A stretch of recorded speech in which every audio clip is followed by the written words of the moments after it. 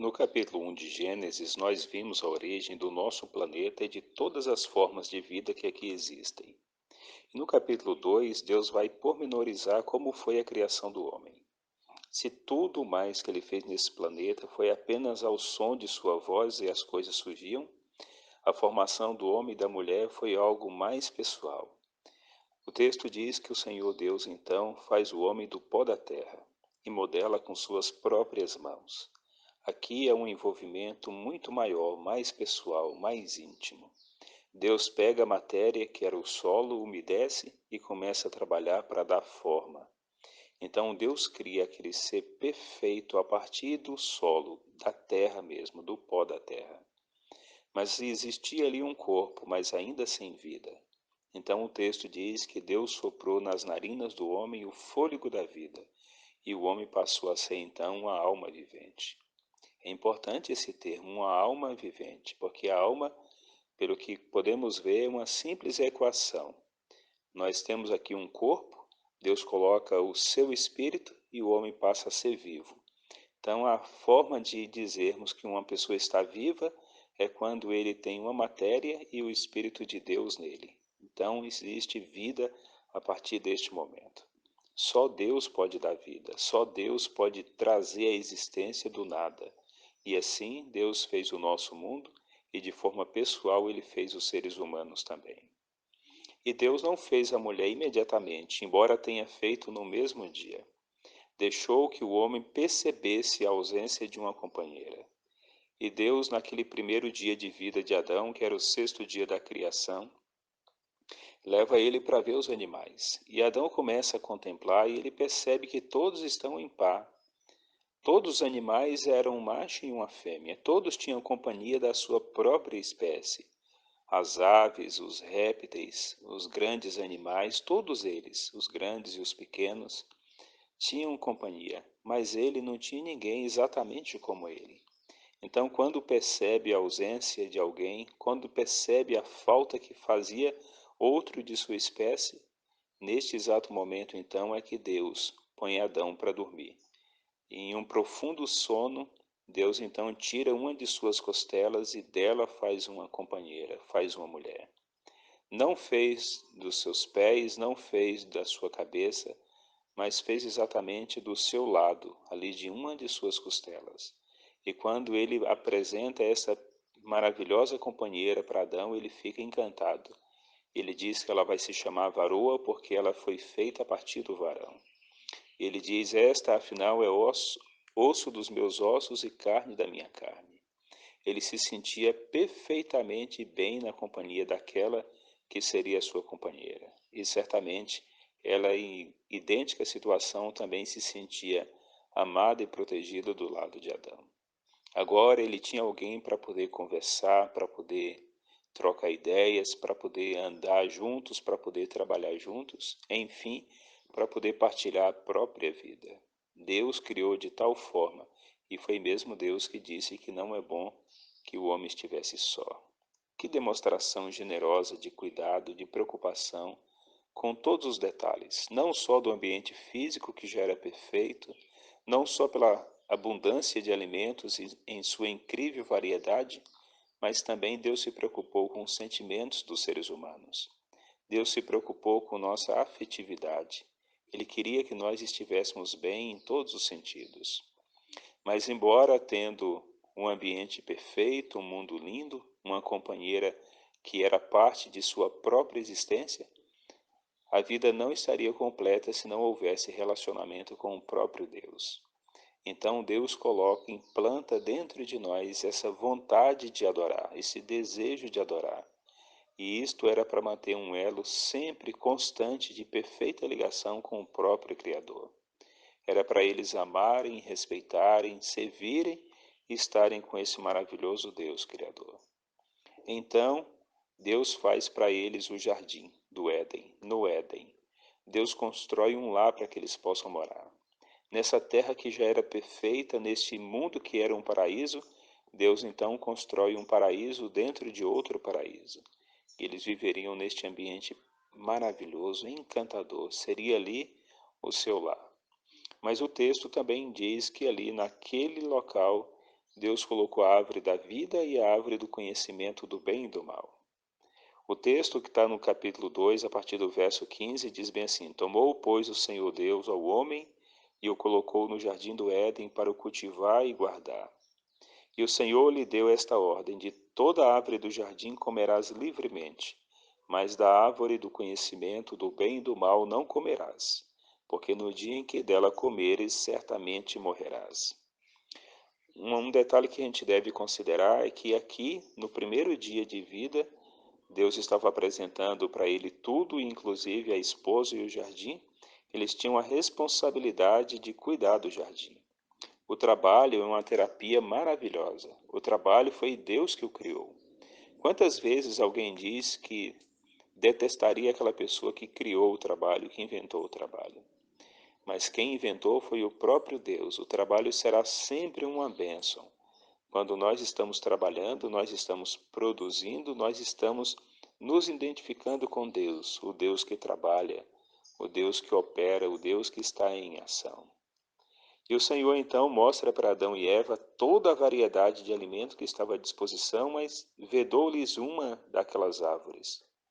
Não que ela fosse diferente, especial, melhor do que as outras. Era apenas para que ficasse evidenciado que eles escolheriam obedecer ou desobedecer a Deus. Deus deixou para o ser humano a escolha de ser fiel ou de ser infiel. Deus não nos impôs um instinto para sempre fazer o que é certo. Deus colocou em nós valores morais. Deus se revelou como um Pai de amor, um Deus de justiça, um Deus cheio de incrível generosidade. E deu para eles a opção de serem filhos leais e obedientes ou se rebelarem contra ele.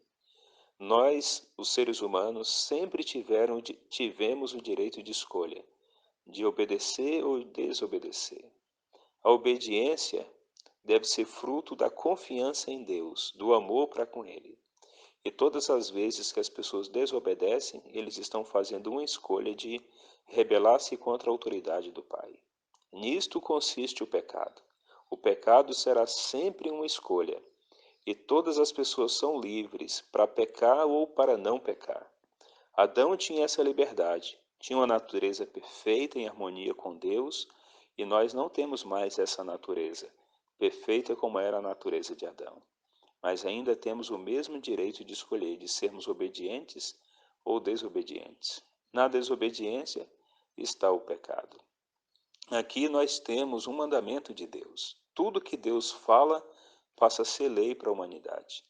A lei de Deus não se resume aos 10 mandamentos que ele, lá no futuro, falou, proclamou com sua própria boca e escreveu com sua mão. Pelo contrário, tudo que Deus revela como sendo a sua vontade, isto passa a ser lei para o ser humano. Jesus disse que o homem não viveria só de comida, mas de tudo que procede da boca de Deus. Então, toda a revelação que Deus faz, toda a luz que Deus nos traz da sua vontade, isto que nós passamos a reconhecer como sendo a vontade de Deus, passa a ser um mandamento de Deus. E aqui Deus estava dando um mandamento para eles, uma lei. Não coma do fruto dessa árvore. Tem consequências. No dia em que vocês comerem, certamente morrerão.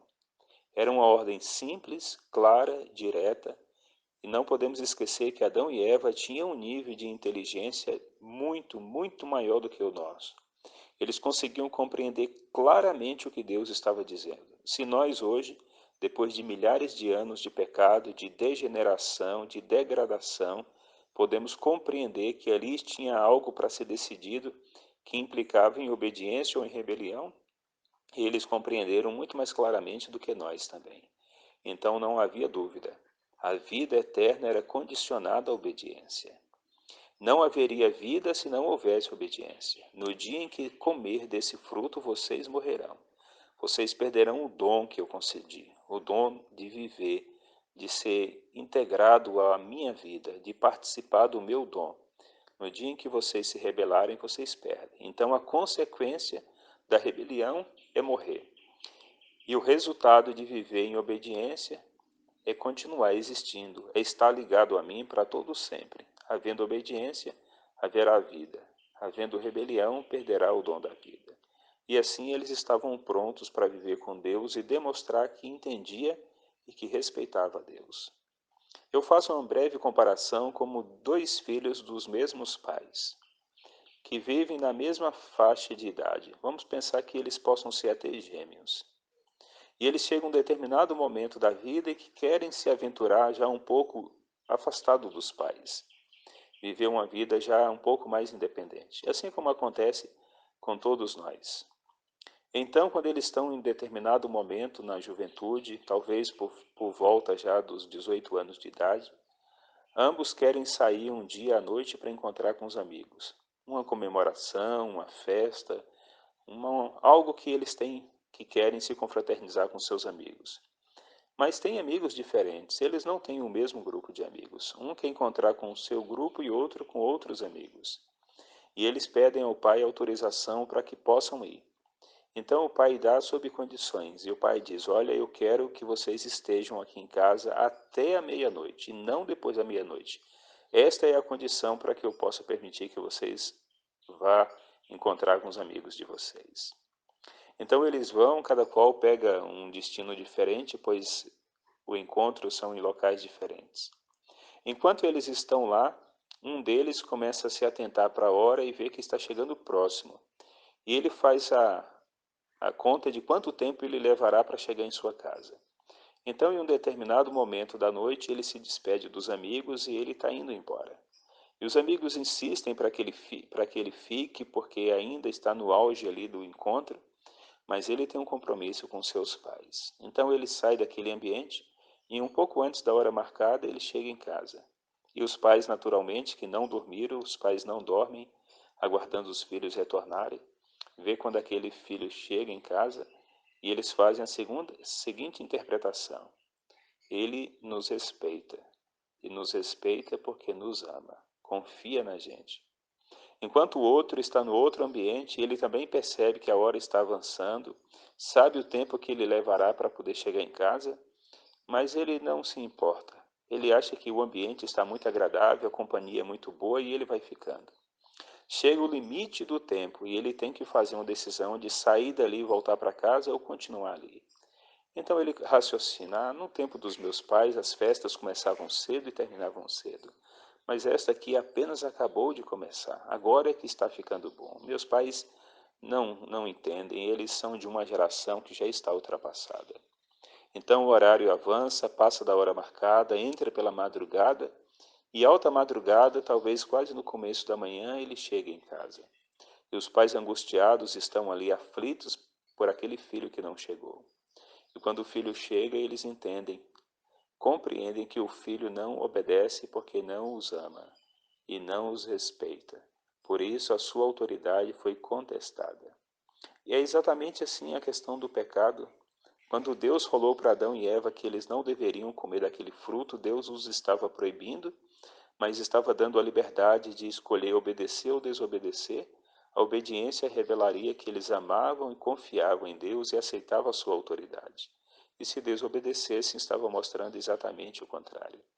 E todas as pessoas na face da terra têm que tomar decisões sobre ser fiel e leal a Deus ou viver do jeito que quer, mesmo que isto esteja contra uma clara determinação de Deus. Adão e Eva tinham tomado conhecimento, e nós também estamos conhecendo a vontade de Deus para fazermos escolhas que podem ser a favor ou contra Deus, e isto também vai decidir o nosso futuro eterno.